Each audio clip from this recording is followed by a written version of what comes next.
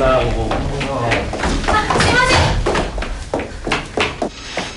りました。石破さん、これ松岡チーフから預かってきました。急いで調べてほしいって言ってたんですけど。ああ、さっき連絡あったけど、これ資料ね。はい。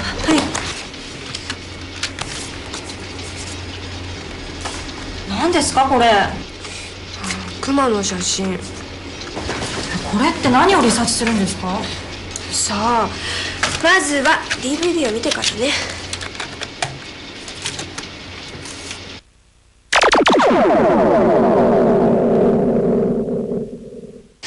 熊事件ファイル1。1999年11月25日、群馬県嬬恋村。久々の休日。52歳の主婦橋本恵子さんは家族2人と村内でキノコ採りを楽しんでいた。だがその時、突然背後からツキノワグマが出現。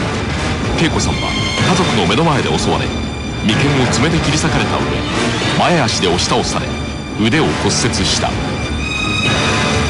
熊はすぐ立ち去ったため、彼女は即座に病院に運ばれ手当てを受け、幸いにも一命を取り留めることができた。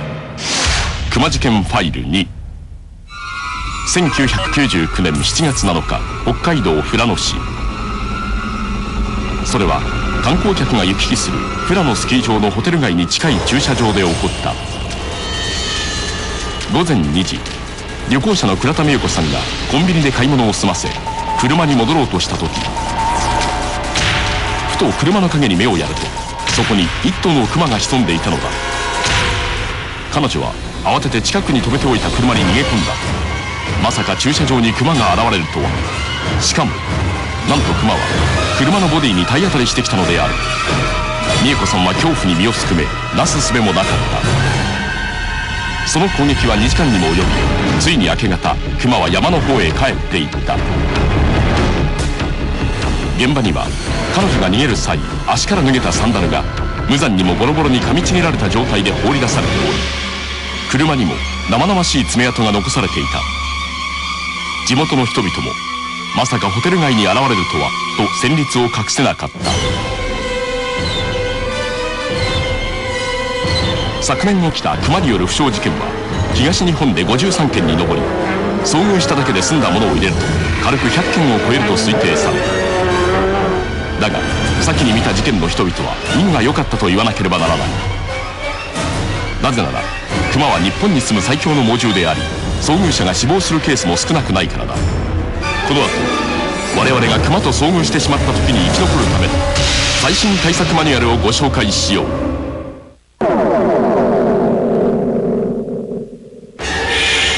日本国内に生息するクマはヒグマとツキノワグマの2種類。ヒグマは北海道にのみ生息するが、やや小型のツキノワグマは本州全土の山林に生息すると考えられている。ヒグマは大きいもので体長は220センチ、体重は実に400キロ以上にも及ぶ。もしのしかかられたら逃れようがないのである。だがクマにはさらに驚くべき武器が備わっているのだ。クマの武器1、爪。クマの足にはそれぞれ5本の鋭い爪がある。そしてこの爪こそが驚くべき破壊力を持っているのだ。なんとクマが腕を振った一撃は地上 1000m から10キロのものが地面に落ちた時と同じ衝撃力を持ち、過去にはクマの一撃を受けた牛が全身の半分の皮膚を剥ぎ取られてしまったという記録がある。クマの武器2、牙。クマの口には42本の歯があり、さらに4本の巨大な牙が備わっている。その噛む力は772キロ、実に虎のおよそ2倍もあり、これで相手の首を狙い噛みつくのだ。この実験をご覧いただきたい。檻の中にスチール製の缶詰を置いてみる。するとクマはその硬さに臆することなく鋭い牙でかじりつき、ご覧の通りいとも簡単に噛みつぶしてしまうのである。動物や人間の骨を噛み砕くこともたやすい。しかもクマは 100m を7秒で走る素早い脚力を持ち、また皮下脂肪の厚さが8センチもあり体を守っている。1994年、群馬県で野良仕事をしていた男性がクマに遭遇。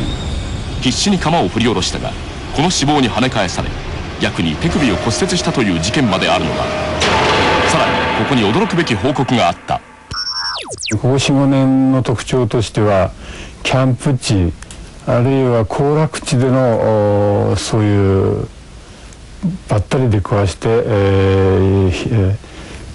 人身事故に至る場合、これが特徴的に近年見えてきます。実際このような事故は5月から6月の行楽シーズンに多く、さらに昨年東日本の負傷件数53件という数は過去最高。しかもその半数近くが森ではなく人里やその近辺で発生している。一体なぜ熊による被害が増加しているのか、そしてもし熊と遭遇した時逃れる方法はあるのか。いえ、今見終わったばかりですので、すいません。つまり熊への対策ですね。はい、急ぎます。はい。とりあえず熊が多く生息する地域から調べてみましょうか。お願い。はい。それと熊の習性や生態についても調べる必要があるわね。あ、私調べます。はい。熊に襲われて助かった人もいますよね。あ、そういった事例も調べて。はい。急いでね。はい。これまで日本で熊の生息地とされているエリアは以下の通りである。しかしここに昨年発生した被害報告地域を重ねてみると、なんと熊の生息地の範囲が広がっているのである。ドーナツ化現象と言われる、山奥に熊が見えなくて集落周辺にばかり見られるという現象が見られました。米田市によると、最近山奥に生息する熊の数が減少し、人里近くに住む熊が増えドーナツ状に分布する現象が進んでいるという。それは一体なぜか。我々は東京農工大学古林教授に聞いた。拡大造林政策といいまして、広葉樹の林を針葉樹の林に変えるという、そういう政策ですね。古来より日本の林業では木材の伐採を深い山奥で奈良、ブナなどの落葉樹を切ることによって賄ってきた。しかし1950年代の木材不足から、それら以前伐採した場所に育ちの早い杉の若木を植林していったのである。このことで木材不足は緩和されたが、杉は針葉樹であるため、以前の落葉樹のように熊の餌となる木の実をつけたりしない。また落ち葉がなくなり、土壌で熊の餌となりうる植物が育たなくなってしまったのだ。熊の生息域がですね、どんどん狭められて、でそこが杉ヒノキの人工林に置き換わっていった、ということが、熊がいつでもこう人里近くにですね飛び出しやすい構造になっているというふうに考えます。熊はもともと警戒心の強い動物だが、人里に近づいた結果、やがて人間の出すゴミの匂いにつられ村や町にまで出没。この時人間に遭遇しやむなく襲いかかるのである。実際熊が人間を食べる目的で襲うことはよほど飢えていない限りありえない。先に紹介した事件はいずれもドーナツ化現象に追われた熊が人間の出す食べ物やゴミに惹かれて起こったものなのだ。このような状況から各県では熊対策チームが組織され、その中の一つ北海道の斜里町ヒグマ対策チーム岡田秀明氏は、もう基本的にその熊側の管理と人側の管理とこの両輪がこううまく回っていくようにしないと、なかなか理想的な形っていうのは作れない。でも我々が目指しているところはまさにその両方をいかにうまく管理していくかって、その一言に尽きると思います。岡田氏の所属するヒグマ対策チームは、人里近くに現れた熊にここへ来てはいけないと教えるためある方法をとっているという。それはゴム弾、花火弾。まず猟銃で熊を傷つけないゴム弾を撃つ。その後は花火弾で大きな音を出し、熊にここは来るべき場所ではないと教えるのである。熊は一時的に痛い思いや驚きを与えられることになるが、これによって人間とのテリトリーの違いを理解するようになってくれるという。このゴム弾、花火弾で追い払ってですね、それ以降全く出てこなくなる熊っていうのはもう何ともいます。さらに岡田氏たち熊対策チームは熊の生息域に関するパンフレットを配り、観光客に注意を呼びかけている。だがそれでもなお先に紹介した事件のようにやむなく熊と遭遇してしまった場合、私たちはどうすればいいのか。熊と遭遇した時の対策マニュアル。遭遇した時の対策マニュアル。我々が山などで熊と偶然遭遇してしまった場合どうすればよいのか。まず一般的に言われている対策を検証してみた。対策1、死んだふりをする。俗に最も知られている熊に会った時の対処法が死んだふりである。だが熊は本当に死んだ人間を襲わないのか。1920年代北海道で墓荒らしが横行し被害が続出する事件が起きていた。だがその犯人はヒグマであり死体の肉を食べていたのである。このような事実から熊は死んだ人間も襲うことが確認された。しかしその一方で実際には熊にあって気絶して倒れていたために襲われずに済んだという事件や、驚いて転んだまま動けなくなっていたら襲ってこなかったというような報告例は数多く存在する。ここで日本の数倍熊被害の多いアメリカに目を転ずると、ワイオミング州で配布されている熊対策マニュアルには熊に遭ってしまった場合の対処法として、地面に伏せ両手で頸動脈をガードし熊が立ち去るのを待つと指示している。つまり熊を興奮させないようにするのが最も重要だと述べているのだ。だが無論これも状況次第である。先の舞たちによると、熊を威嚇する行動、大声を上げる、物を投げつけるなどして熊を興奮させた後ではいくら死んだふりをしても熊は攻撃態勢に入っているため関係なく攻撃してくるという。死んだふりというより刺激しないことが第一なのだ。対策2、火を向ける。熊に限らず野生の猛獣に遭遇した場合、一般的に言われるのが火を向けるという対処法である。これは正しいのだろうか。早速我々は北海道登別熊牧場で行われた実験に立ち会った。餌の周りに火をつけ熊がどうするか行動を観察する。すると熊は初めは警戒していたが、そのうち火が弱まり中に餌があることに気づくと、火がついているにもかかわらず餌を取りに行ったのである。つまり全く火を怖がっていない。先ほども言った通り熊は皮下脂肪が厚いため温度変化に対して非常に強い。実際1970年8月日高山中でキャンプを行っていた福岡大学ワンダーフォーゲル部の学生たちがヒグマに襲われた際、慌てて外へ出て火を焚き追い払おうと試みた。しかしヒグマは火を全く恐れず、結果3人が死亡してしまったのである。よって炎に頼ることはできない。対策3、木に登る。では木に登るという逃げ方は効果があるのか。木に登って逃げるというのはむしろ行き止まりの場所に逃げ込むようなもので、絶対にすべきではないとお思いの方も多いだろう。しかし場合によっては木に登って逃げるのも有効な逃げ方となる。熊は木に登るとき頭を上に手足を使って登ってくる。これは手足が不自由な状態で弱点である鼻を無防備にさらした姿勢になる。このような状態であれば足で熊の鼻を蹴り追い払える可能性も出てくるのだ。対策4、走って逃げる。実は熊に直接被害を受けるケースの中で、熊を追い払おうと威嚇した場合と同じくらい走って逃げようとして襲われているケースが多い。熊に限らず肉食野生動物の多くは背を向けて逃げる者に対して本能的に追いかけるという習性を持つ。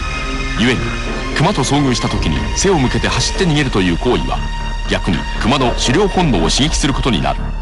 先に述べた通り熊の動きは非常に敏捷で 100m を7秒で走る。場所が山中であるということを考えれば到底人間が逃げ切れるスピードではない。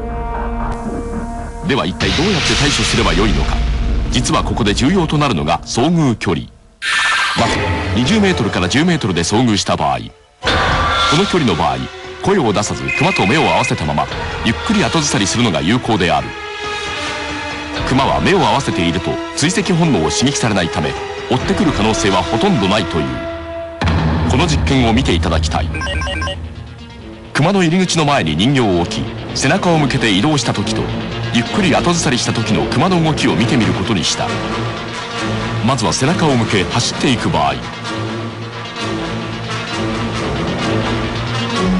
すると熊はすぐに反応し攻撃してきた。人形は見る間に無残な姿に。次に目線を合わせた状態で後ずさりしていく場合、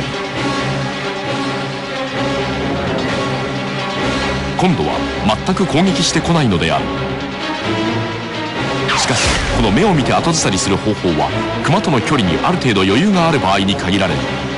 例えばあなたが山菜採りなどに没頭し、熊の方も餌探しにのみ神経を向けていた場合、いきなり非常に接近した距離で遭遇することになる。熊は自分の危険距離に敵が入ってきたと感じ、有無を言わさず襲ってくる。このような場合どうすればよいのか。遭遇距離10メートルから5メートルの場合、この距離の時はまずリュックなど食料の入った持ち物を捨てることをお勧めする。餌を探しているクマは人間よりリュックの中の食料に関心を惹かれているのだ。ではもし追い詰められ逃げ場もなく接近されてしまった場合はどうすればよいのか。遭遇距離5メートルから0メートルの場合、こんな絶対絶命の状況では少しでも生存の可能性を高めるためクマの弱点を攻めるしかない。1992年4月25日、福井県に住む松浦重太郎さんは山の中でいつものように薪を集める作業をしていた。そして2時間後、全ての野良仕事を終え作業現場から100メートル付近のところに置いてあったバイクに乗ろうとしたところ、突然現れた体長およそ1メートル50センチのツキノワグマに襲いかかられた。この時クマと松浦さんの距離はわずか50センチ。クマは松浦さんの頭部を一撃。通常ならば頭皮をえぐられその出血によって死亡してもおかしくない。しかし松浦さんはちょうどバイクに乗るところだったためヘルメットをかぶっており、この一撃では怪我を負わずに済んだ。だが依然危険な状態であることに変わりはない。クマは松浦さんの腕や足に噛みついてくる。このままではやられる。松浦さんは無我夢中である行動に出た。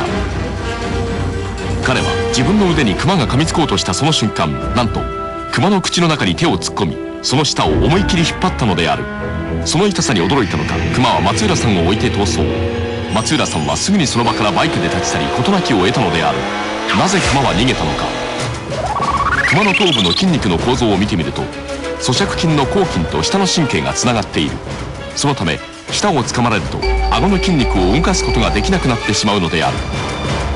しかし無論これは最終手段。本来クマのテリトリーに踏み込まないことが最も望ましい。ではクマと遭遇しないようにするにはどうすればよいのだろうか。クマに自分の存在を知らせる。最も有効なクマへの対策はあなたがクマを寄せつけない努力をするということである。通常我々が山に入ってもクマと遭遇する機会が少ないのは彼らの方が人間の存在を先に察知し遭遇を回避しているからである。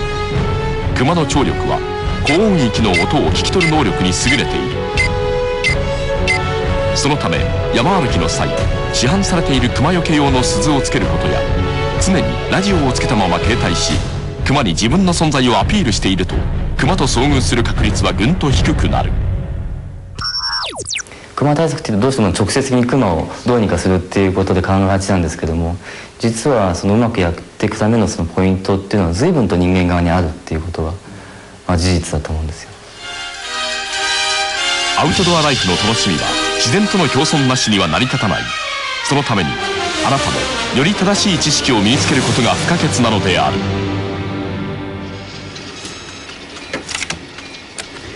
クマが人間を襲うのか人間がクマを襲わせるのか、そこが問題ですね。ありがとう。もちろん根本的な対策は必要だけど、とりあえずこれチーフに渡して。はい。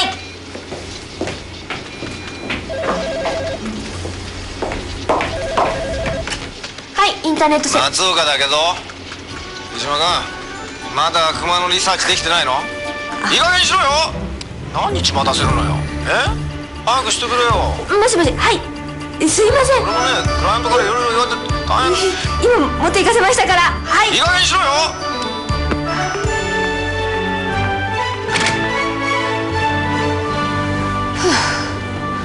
意外と右側にクマがいた。